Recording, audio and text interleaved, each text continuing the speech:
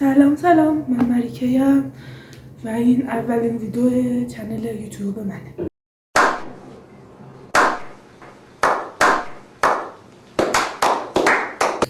ما توی این ویدیو میخوایم بفهمیم که من کیم و تو این چنل چه خبره، قرار چیکارا بکنیم و کلا در مورد همه چیزی توضیح ریزی بدم بهتون.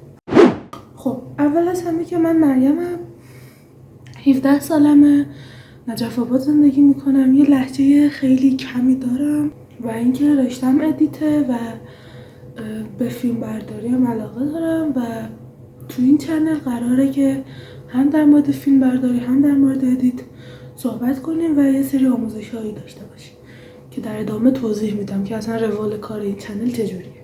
و اینکه من همونطور که معلومه خیلی تازه کارم و شرایط کارم اونقدر حرفه‌ای و پرفکت نیست که بتونم امکانات زیاد یا تجهیزات خیلی زیادی بگیرم و تمام این چیزهایی که الان دارم باش ویدیو ضبط میکنم برای خودم نیست و یعنی میخوام بگم که امکانات کار خیلی کمه و باید ببخشید منو که خیلی نمیتونم حرفه‌ای و با کیفیت براتون ویدیو ضبط کنم.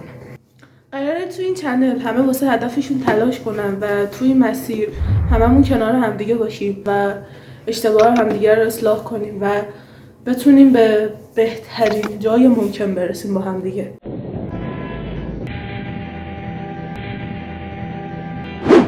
کارهایی که ما قراره تو این چنل انجام بدیم، ادیت عکس و فیلم برداری و اینکه قراره از شما هم یه کمکی بگیریم و اونم اینه که شما با نظرات و پیشنهادات یا تکنیکایی که بلدید در مورد ادیت و فیلم برداری توی کامنت ها به من میگید و من بعد مثلا جمع شدن یه تعدادشون اونا رو میام توی ویدیو کامل پارت بندی میکنم و همه رو توضیح میدم که همه ببینن.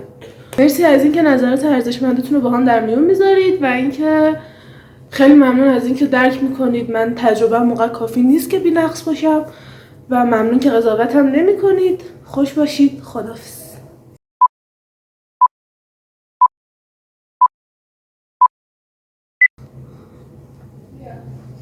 فاطمه اعصاب نداره، میخواد بزنه خاری همه رو.